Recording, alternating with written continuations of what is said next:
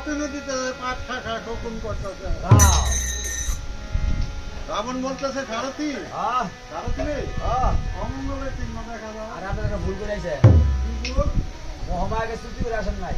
ওহো সারথি রে তুই মহামূল্যবান কথা বলেছিস। চলো মহামায়ার মন্দিরে।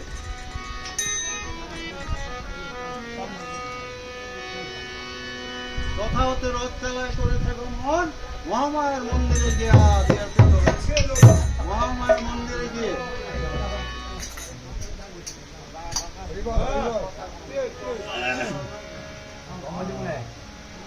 কথা হতে করেছে গমন, মহামায়ার মন্দিরে গিয়ে দিয়াছে দর্শন।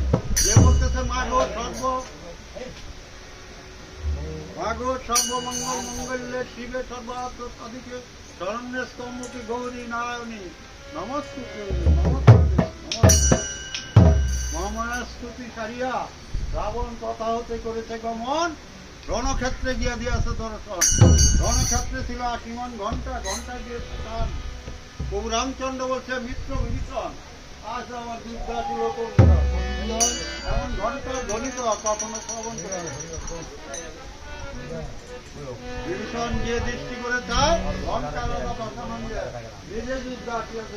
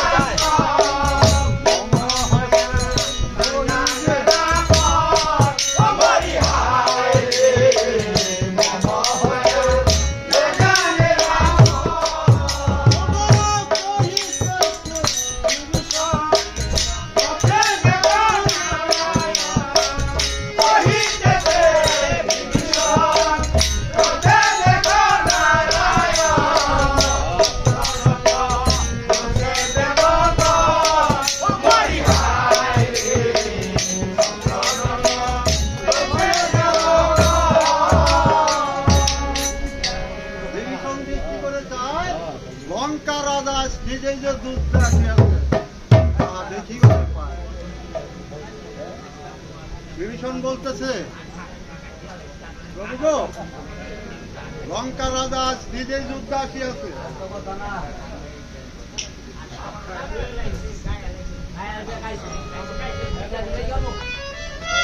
লঙ্কা রাজা আজ নিজেই যুদ্ধ আসিয়াছে। তাই প্রভু রামচন্দ্র বলতেছে,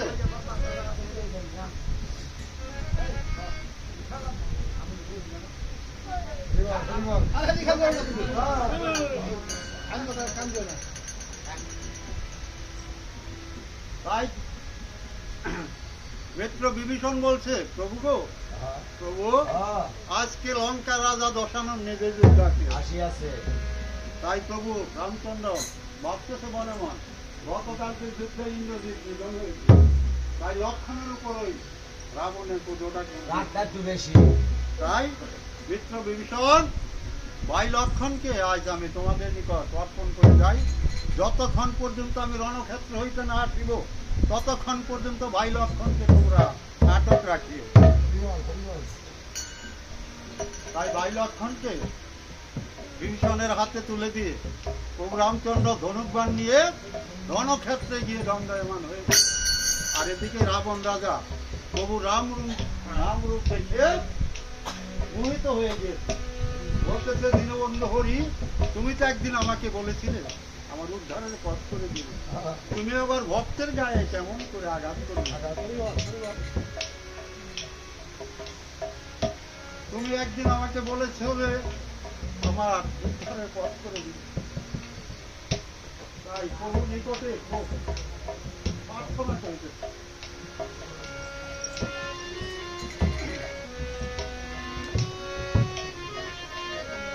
ও হরি হে,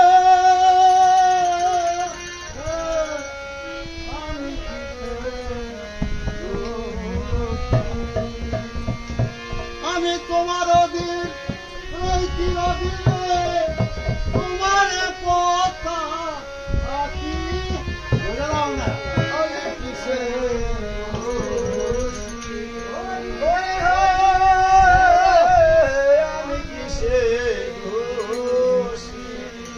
আমি তোমার অধীন রইছি, অধীনে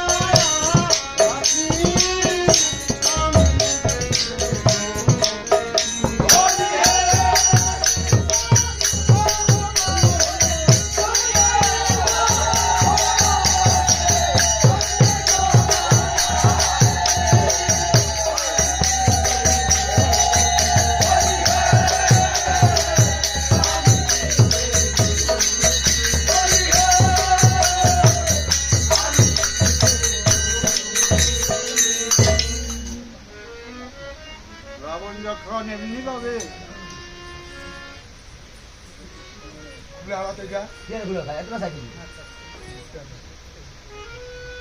এমনি ভাবে যখন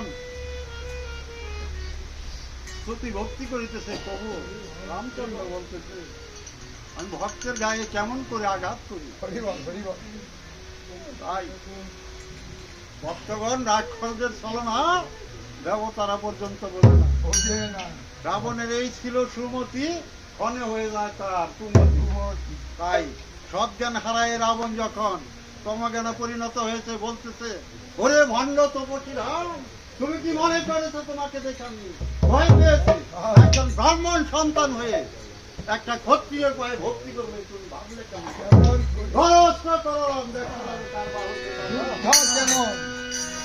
রামচন্দ্র বলতেছে দেখেছো দুষ্টের কাণ্ড, এই মাত্র তুতি ভক্তি, আর এই মাত্র ধরস্র কররম, দেখা যাবে তার বাহুতে কত বড়। তাই রামচন্দ্র ধনুর্বাণ নিয়ে দাঁড়িয়েছে, আর ঠাকুর লক্ষণকে বিভীষণের হস্তে অর্পণ করে দিয়ে গিয়েছে। আর কথায় কথায় বলা বলি বেঁধে গেল রণের মধ্যে হইবে পরম ব্রহ্মহর পুরন্দর থাকে নিজের আছে। আজকে রাম রাবণের যুদ্ধ যুদ্ধ আরম্ভ হয়ে গেছে। ও যুদ্ধ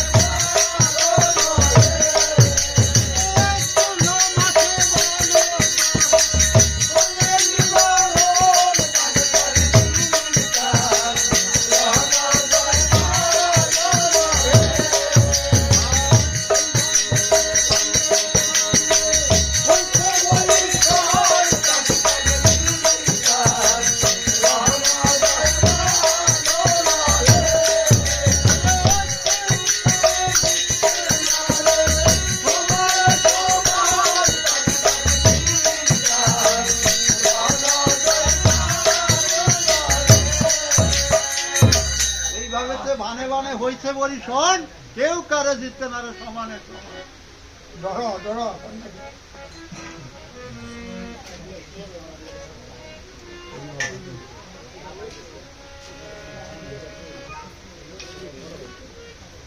এইভাবে ভানে ভানে হয়েছে বলি শোন, কেউ কারে জিততে না রে সমানের সমান। রাবণ দৃষ্টি করে চায় অনেক আক্ষর সৈন্যদের নিধন হয়েছে। তাই রাবণ বলছে রাক্ষসগণ, তোমরা যদি যুদ্ধ করতে করতে মরে যাও,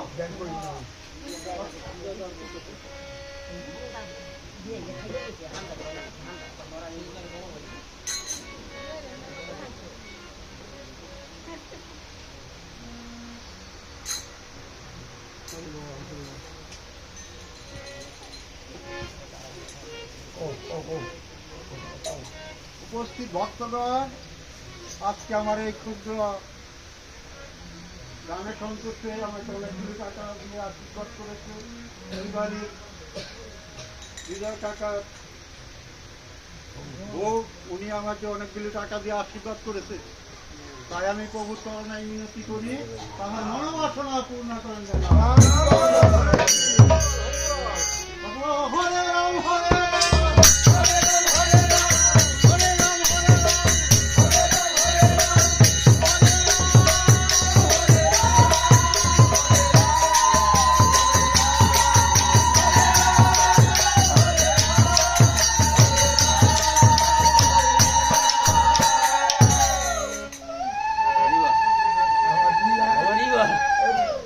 উপস্থিত ভক্তগণ, আরেকজন ভক্ত বাজার থেকে আগত সম্পর্ক কি কম সুজাড়া কোন রামজয় কাকার ওনারও গান শুনে তুষ্ট হয়েছে মনে করেন। প্রভুর চরণে তিনি 100 টাকা করেছেন না। প্রভুর চরণে আমি এই বিনতি করি, এই টাকাটা যেন ভবপারের চিন্তা না, একটা রাম নামের মালা হইয়া এই টাকাটা যেন সেই ভবপারের সম্ভব হয়ে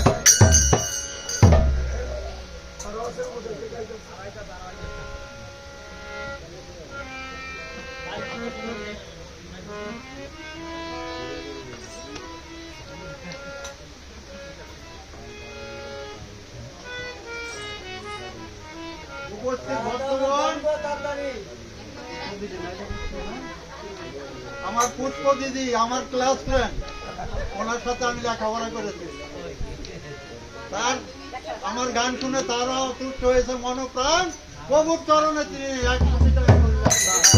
প্রভুর চরণে আমি এই মিনতি করি, তার মনোবাসনা পূর্ণ করেন। হরে রাম